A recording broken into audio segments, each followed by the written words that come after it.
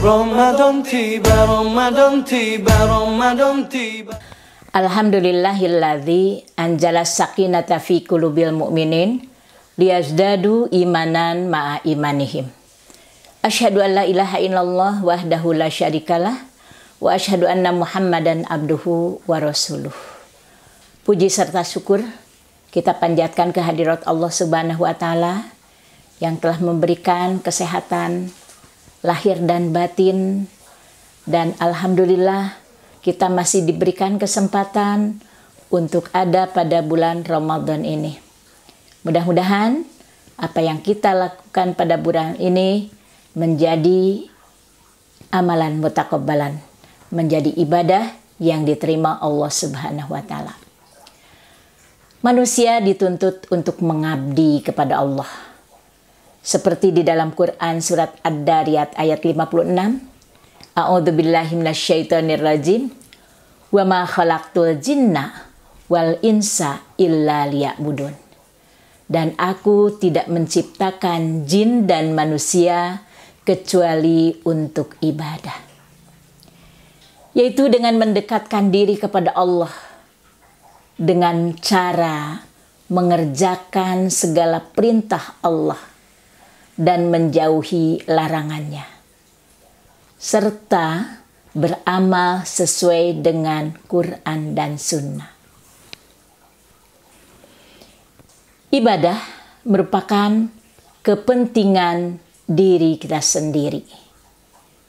Di dalam Quran surat Fussilat ayat 46, man amila solihan fali nafsihi wa man asa'a fa'alaiha. Barang siapa yang mengerjakan amal soleh, maka pahalanya untuk dirinya sendiri. Dan barang siapa yang berbuat jahat, maka dosanya untuk dirinya sendiri.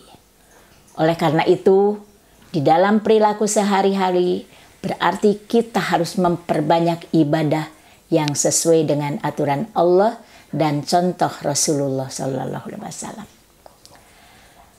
Ada 3 bagian perintah. Yang pertama, perintah untuk kepentingan yang memerintah. Yang kedua, perintah untuk kepentingan kedua belah pihak. Yang ketiga, perintah untuk kepentingan yang diperintah. Seperti yang pertama, perintah untuk kepentingan yang memerintah. Seperti halnya begini. Ketika seorang ibu mau pergi ke majelis taklim, memerintah anaknya, "Nak, tolong setrikakan baju mamah yang akan dipakai hari ini untuk ke majelis taklim." Dan anak tersebut mengerjakannya. Maka itu kepentingannya untuk ibunya sendiri. Karena sekalipun anak mematuhi orang tua itu adalah pelajaran atau ibadah yang akan diterima oleh anak. Ada juga perintah untuk kepentingan kedua belah pihak. Seperti mungkin seorang pedagang di situ memerlukan modal, dia berbicara kepada seseorang yang mempunyai modal. Maka seseorang yang memberikan modal kepada seseorang lagi untuk dimanfaatkan, dimodalkan supaya ada keuntungan, ada kerjasama kedua belah pihak. Misalnya dalam bisnis atau juga misalnya seorang petani dan yang punya modal untuk bisa sawahnya digarap. Ketika orang yang memberikan modal dan yang satu memanfaatkan modal tersebut, ketika ada keuntungan, maka keuntungannya akan dibagi, baik yang punya modal ataupun yang melaksanakannya. Berarti itu ada keuntungan untuk kedua belah pihak. Kalau yang ketiga, ada perintah. Jadi untuk kepentingan yang diperintah.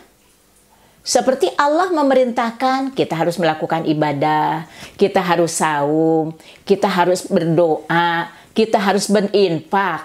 Itu kepentingannya bukan untuk Allah, tapi untuk kita yang diperintah.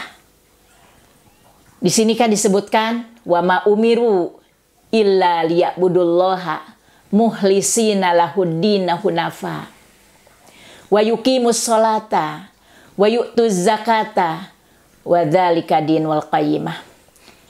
Padahal mereka tidak disuruh kecuali supaya menyembah Allah dan memurnikan ketaatan kepadanya dalam menjalankan agama yang lurus.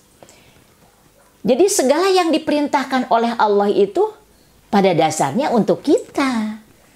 Dengan saum kita, dengan saum ini Allah memerintahkan dan Allah menyediakan berbagai pahala. Bagi Allah tidak rugi. Kalau mau dilaksanakan silahkan, berarti kita akan mendapatkan pahala, akan diridhoi oleh Allah Subhanahu wa Ta'ala. Tetapi kalau kita menjauhinya, membantahnya, Allah juga tidak rugi, karena yang akan menerima dosanya itu adalah kita. Nah, ini sebentuk kasih sayang Allah kepada kita, maka Allah memerintahkan untuk kepentingan kita sendiri, untuk kepentingan manusia. Jadi untuk berbanyaklah ibadah, diantaranya dengan mendirikan sholat, mengeluarkan zakat. Pada dasarnya itu semua bukan untuk kepentingan Allah, tapi untuk kepentingan kita sebagai makhluknya. Untuk itu perbanyaklah ibadah, apalagi di bulan Ramadan ini. Mudah-mudahan apa yang kita lakukan bisa menjadi ibadah yang diterima oleh Allah Subhanahu wa Ta'ala dan akan berbuah pahala. Itu saja yang bisa disampaikan. Rabbana la tuzigh qulubana ba'da idh hadaitana wa hab lana min ladunka rahmah innaka antal wahhab. Aqulu qauli hadza wa astaghfirullah li wa lakum. Wassalamualaikum warahmatullahi wabarakatuh.